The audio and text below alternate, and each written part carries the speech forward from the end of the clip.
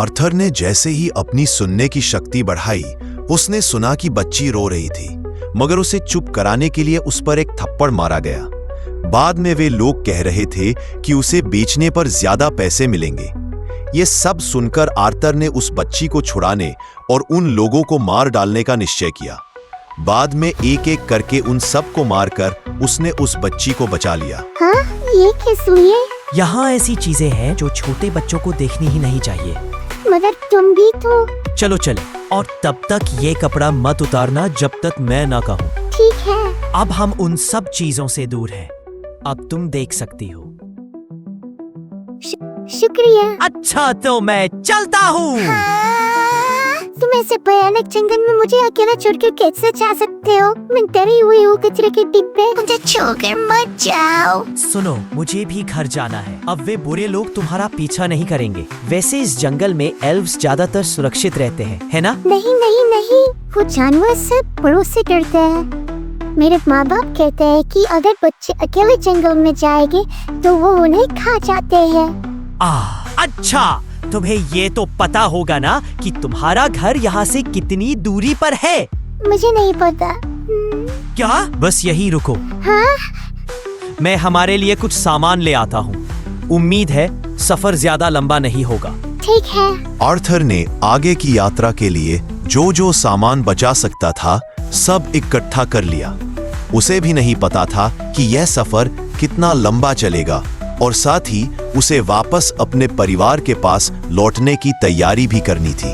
Arthur वो गाड़ी भी नहीं ले सकता क्योंकि वो अजीब लगेगी, और वह सोच रहा था कि अच्छा होगा अगर एल्विस के पास उसे घर वापस भेजने का कोई तरीका हो। तुम आ गए।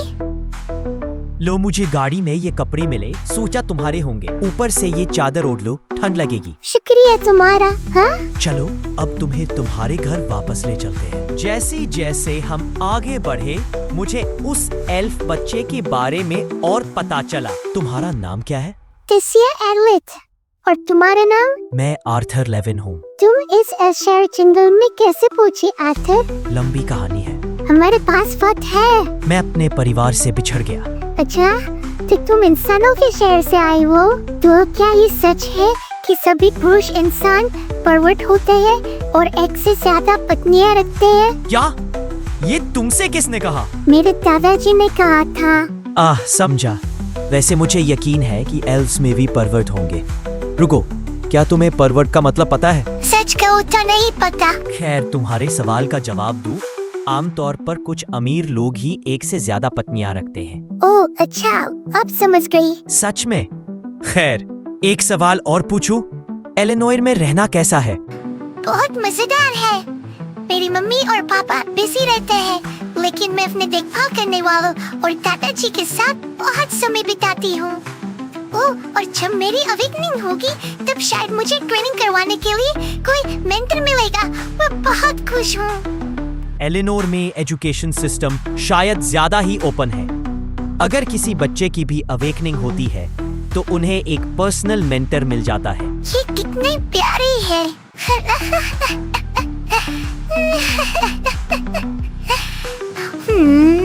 सुनो आर्थर, उन बुरे लोगों के साथ क्या हुआ? हाँ, वो लोग एक बुरा हादसा हो गया उनके साथ। क्या वे अब मुझे फिर से ले जाएंगे? मैं वादा करता हूँ कि तुम उन्हें फिर कभी नहीं देखोगी। शुक्रिया आर्थर, वो सब कुछ जो तुमने मेरे लिए किया। हे, तुम्हें अब सो जाना चाहिए। मगर तुम्हारा क्या? मैं बाहर पहरा दूंगा। मैं इस समय का इस्तेमाल यह जानने में करना चाहता था कि सिल्विया ने जो वसीयत मुझे छोड़ी थी वह क्या थी, लेकिन तुम्हें अब आराम कर लेना चाहिए। दादाजी कहते हैं कि उल्कू के साथ बिस्तर शेयर नहीं करना चाहिए, लेकिन मैं किसी से नहीं कहूँगी। कोई बात नहीं, मैं इतना थका नहीं हूँ। अच्छा, मुझे लगता है कि हमारी सेफ्टी के लिए तुम्हें अंदर आकर ध्यान रखना चाहिए। जानवर और ज्यादा बाहर निकलेगी जब वो तुम्हें देखेगी, क्योंकि तुम एक बच्चे हो। ये हमारी सेफ्टी के लिए है। ऐसा नहीं है कि मैं डर गई। हाँ हाँ, समझ गया। अब सो जाओ।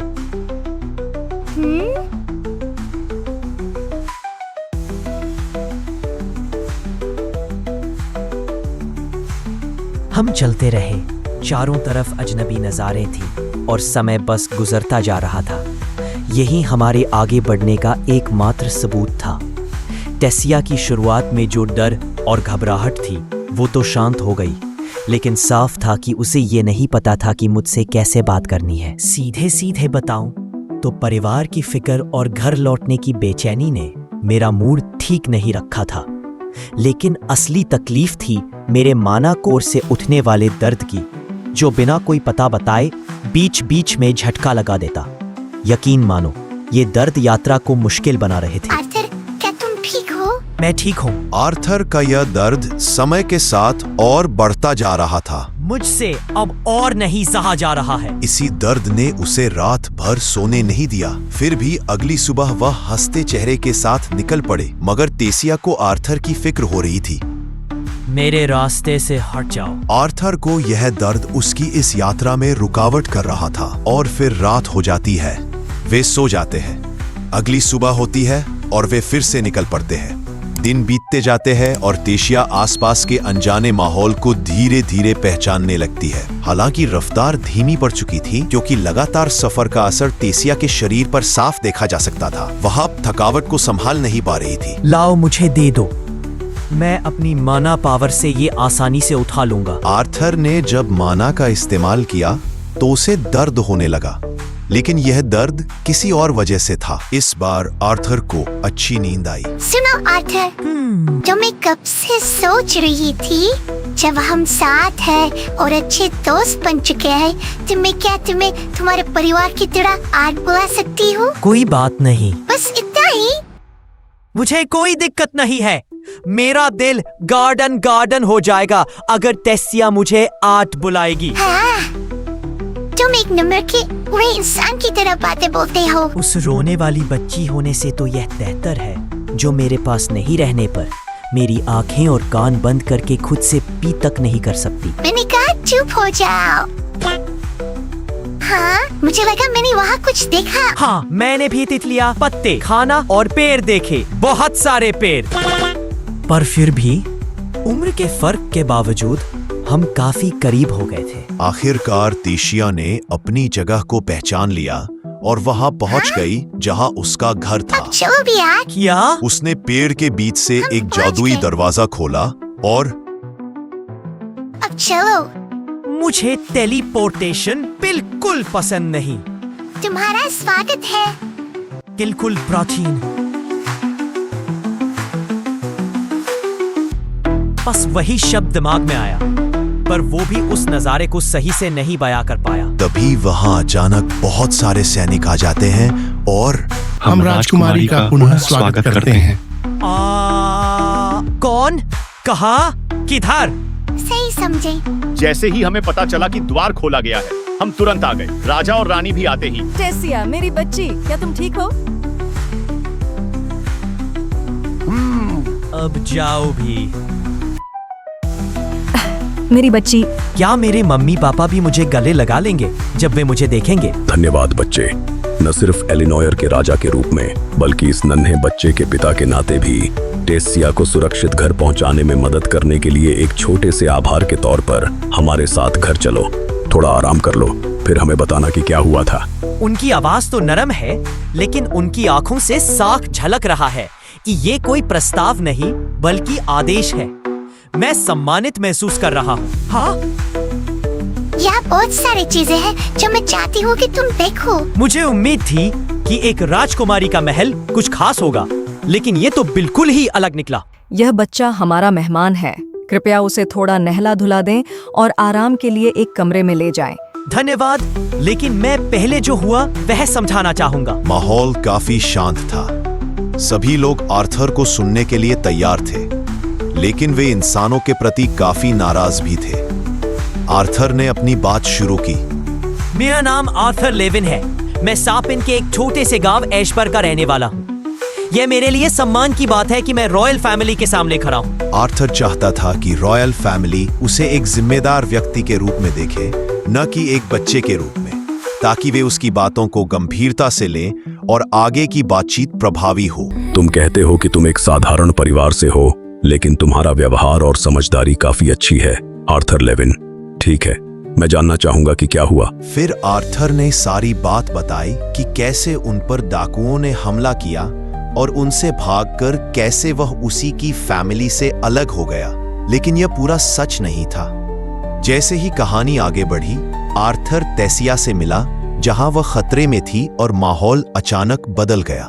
स्लेव ट्रेडर्स, मुझे पता होना चाहिए था कि ये इंसान हैं। बिना बुरा माने राजा एल्डुइन, स्लेव ट्रेडिंग एक काम है, कोई जाति नहीं है। आर्थर बस यह कहना चाहता था कि यह सब इंसानों पर दोष डालना सही नहीं है, क्योंकि हर इंसान अलग होता है, सभी एक जैसे नहीं होते। मगर राजा की अवमानना मानते हुए सैनिकों ने आर्थर को दबोचने की कोशिश की, लेकिन एल्डर विरियन ने उन्हें रोक लिया और कहा, तो तुमने देखा कि ये स्लेव ट्रेडर्स मेरी पोती को ले गए और तुम एक बच्चे के रूप में उनसे क्या बातचीत करने की कोशिश की? क्या तुमने उनसे दया की भीख मांगी? नहीं ओल्ड विरियन, मैं बच्चा हूँ लेकिन साथ ही एक जादूगर भी हूँ। मैंने गुलाम बेचने वालों को खत्म किया और आपकी पोती को बचाया। लेकिन सैनिक मानने को तैयार नहीं थे कि ये सब एक बच्चे ने किया है, मगर एल्डर विरियन ने उन्हें शांत कर दिया।